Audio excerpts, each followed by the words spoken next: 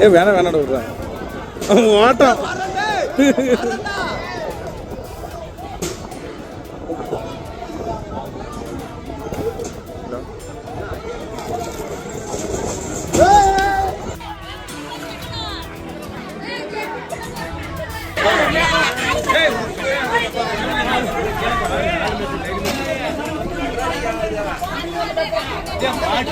Daily நல்லா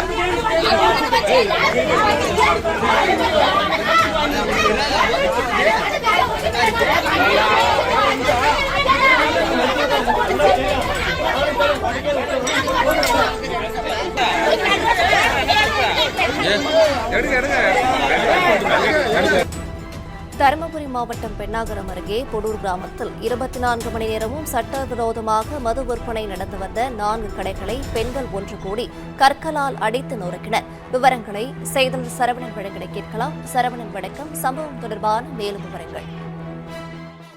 வணக்கம். தருமபுரி மாவட்டம் பென்னாகரம் மற்றும் சுற்றுவட்டாரங்களில் அரசு மதுப்பாட்டல்களை பதுக்கி வைத்து கூடுதல் விலைக்கு விற்பனை செய்யும் சந்து கடைகள் அதிகம் இருப்பதாக கூறப்படுகிறது. இதனை தடுக்க வலியுறுத்தி பல்வேறு ஊர்களில் பலமுறை பொதுமக்கள் காவல்துறையிடம் தொடர்ந்து புகார் அளித்துள்ளனர். ஆனால் காவல்துறையினர் எந்த நடவடிக்கையும் எடுப்பதாக தெரியவில்லை என கூறப்படுகிறது. பென்னாகரம் அருகே போடூர் கிராமத்தில் 4 சந்து கடைகள் செயல்பட்டு வந்துள்ளது.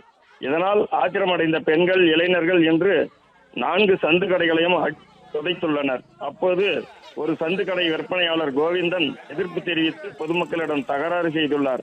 இதனால் ஆத்திரமடைந்த பெண்கள் கோவிந்தனை சுற்றி வளைத்து தாக்க முயற்சித்தனர். ஆனால் கோவிந்தன் பெண்களிடமிருந்து தப்பி ஓடினார். இதனால் பொதுமக்கள் அவரை பின்துரத்தி ஓடினார். இதனால் அப்பகுதியில் பெண்களே மதுக்கடைகளை அடித்து நொறுக்கிய காட்சி பெரும் பரபரப்பை ஏற்படுத்தியுள்ளது.